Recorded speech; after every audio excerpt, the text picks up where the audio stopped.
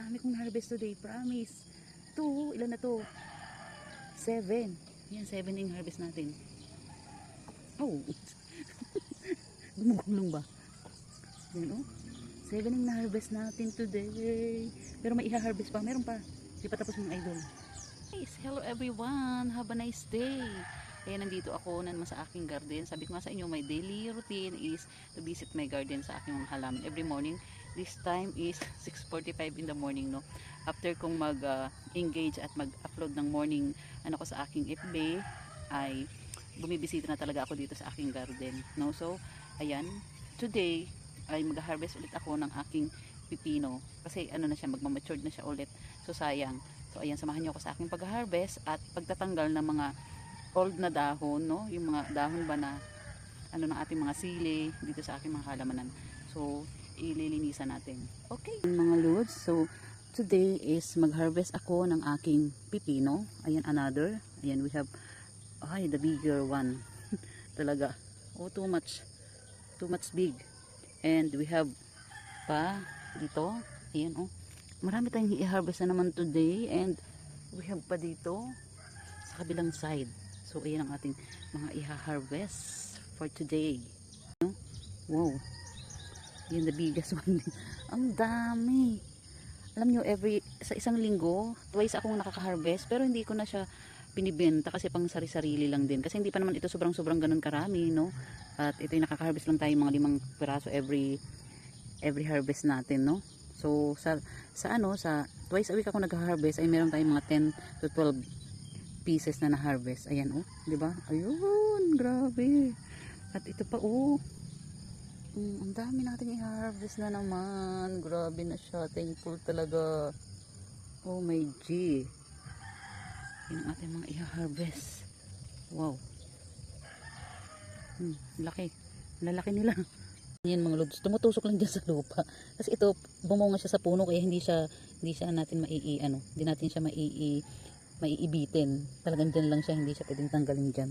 Yan, oh. Too much dami. Yan sa baba lang din, hindi natin maiakyat yan. At ito pang isa, oh. Look at that, ayan. Tumusok na siya dyan sa lupa. Kita nyo, oh. Diba? Uy, thank you talaga sa blessing. Ayan, and then, ito, mag-harvest tayo today, diba? Ito yung next harvest natin. Ayan, ang lalaki na din. Oh, look at that. Thank you talaga sa forever and ever. Maraming blessing. Continuous nyong pamumunga. Wow.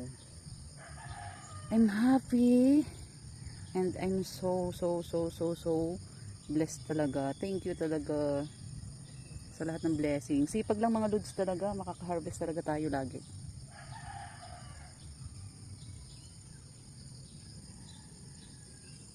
Diba? Nakikita nyo continuous ang kanilang pagbubunga dyan. At ang ating second naman ay yan, napansin nyo yung nagdadaan ng video natin ng ating sitaw. So meron na rin tayong mga tinanim na sitaw dito. Yun naman ang ating next na pwedeng i-harvest. Wow, nahanyo ko sa aking pag-harvest. So ito nga yun. Grabe ba, oh? Kasi wala akong videographer talaga. Kaya sariling sikap ng mga doon. So look at that.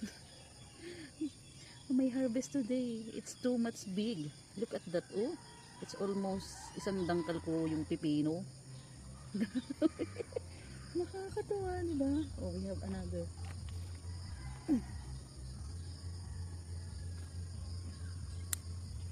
Oh my G. Look at that, nudes. Oh. Diba? Forever and ever blessings talaga to lagi sa atin. Ito pa. Matured na rin to. Hindi ko mapakita sa inyo kasi wala talaga akong videographer, promise.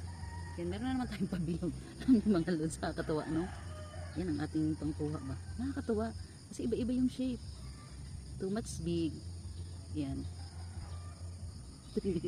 Yan, di ba? Nakakatuwa. Oh. Meron pa. Hindi pa lang to. So, lagay ko muna to dito. Lagay natin dito. Yan, dyan lang. Muna siya. Meron pa tayo dito. Kasi magmamature din. Dami. Mas marami akong harvest for the 3rd time.